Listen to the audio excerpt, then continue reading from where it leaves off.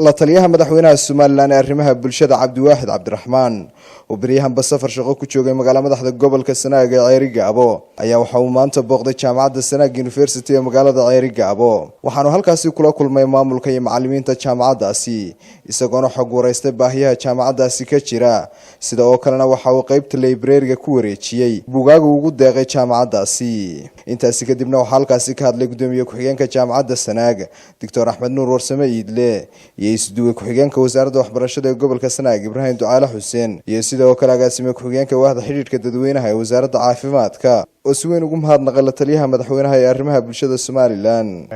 waxaan rabaa inaan soo dhaweeyo la taliyaha madaxweynaha ee arrimaha bulshada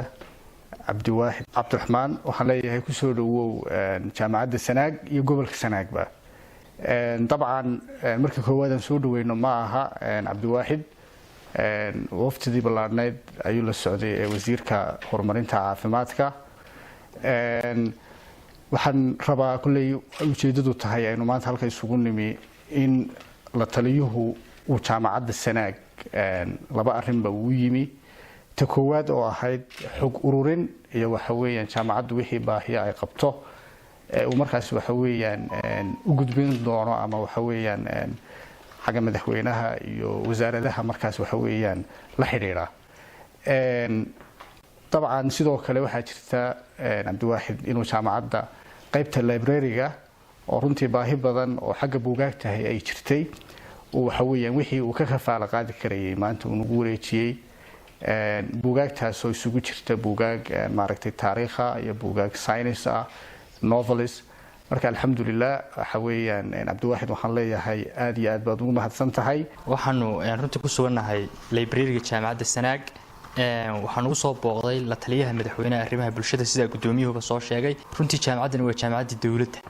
cidda wax ka qabatay ee dhismaha ugu badan dhistayna waa dawladda cidda aanu mar walba uga mahad celinaynaa waa dawladda Jamhuuriyadda Soomaaliland meel fiican iminka way maraysaa waxyaabo baahiyaadihina way jiraan oo mar walba baahidaasi dhammaan mayso waxaanu qabanay anagu oo fara badanina way jiraan insha Allah la taliyahana iyadoo dokumentigaasi uu dhameystiran yahay ayaanu u gudbin doonaa aad iyo aadna waan uga mahad celinaa booqashadooda qiimaha badan waxaan u mahadnaqayaa Mr. Cabdiwaaxid la taliyaha madaxweynaha arrimaha bulshada oo run ahaantii kamid ahaa in safarka wasiirka wasaaradda horumarinta caafimaadka uu ku mareeyay gobolada dalka intii bariga uu la socday run ahaantii waxaan halkani ka sheegayaa maanta boogtani kaliya taa uu la taliyuhu ku wareejinaya aanan ahayn inta uu wasiirku halka uu marayay ee uu bahda caafimaadka uu wax ku wareejinayay inuu Cabdiwaaxidna arrin uu waday ta ugu yar ee uu wadayna ahayd arrin talakeen intaana uu shaqo uu waday run ahaantii qof maanta ay ugu horeysayna aanu ahayn inta hore hawl soo qabtay wax badan oo la taaban karana safarkan ka qayb qaatay isagoo hawshiisa gudanaya mas'uuliyadda saaranna aad bay u ballaaran tahay bulshada marka ay tahay haday caafimaad tahay haday tahay dhalinyaro dhinac walba ay taabsanayso haday tahay haween wax walba waxa isaguna dhinaciisa halkaasi ka hadlay la taliyaha arrimaha bulshada ee madaxweynaha Soomaaliland Cabdiwaaxid Cabdiraxmaan isagoona madaxweynaha Soomaaliland ku bogaadiyay gacanta uu ka geystay jaamacadda Sanaag University runtii waan ku faraxsanahay maanta jaamacadda Sanaag inaan soo booqdo waxaan u mahad celinayaa mas'uuliyiinta kala duwan ee gudoomiye ku-xigeenka ugu horeeyay jaamacadda halkan sida qiimaha leh noogu qaabilay warbixinta waafiga dhamaaska tirana jaamacadda ilaa bilowgeedii waxa uu qabsoomay waxa qabyada ka ah waxay higsanayaan warbixintaana halkan nagu siiyay waxaan aad ugu faraxsanahay oo anagana qiimo gaar ah noo ah ka xukuumadihii kala dambeeyay kulmiye in jaamacaddan asaaskeedii iyo dhismaheedii aanu lahayn waxa kale wax lagu farxa ah ballanqaadka ugu dambeeyay madaxweynaha Jamhuuriyadda Soomaaliland mudane Muuse Biixi Cabdi halkan ka sameeyay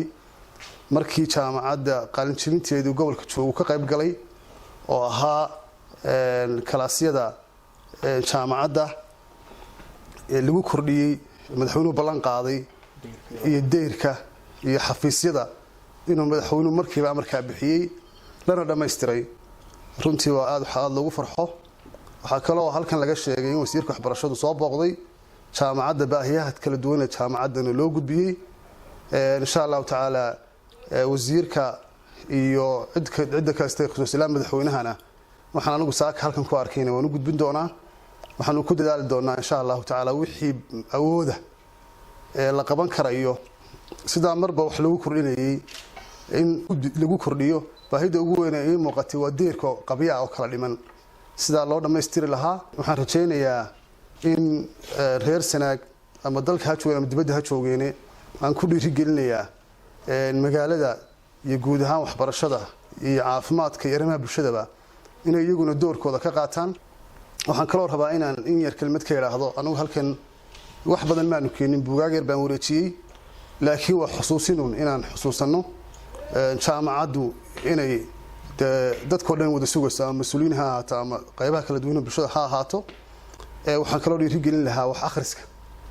oo laga maarmaan ah ugu dambeyntiina waxa uu la taliyaha madaxweynaha Soomaaliland booqday qaybaha ay ka kooban tahay jaamacadda Sanaag University iyo fasallada cusub oo dhawaan maalgeliyay madaxweynaha Soomaaliland Muuse Biixi Cabdi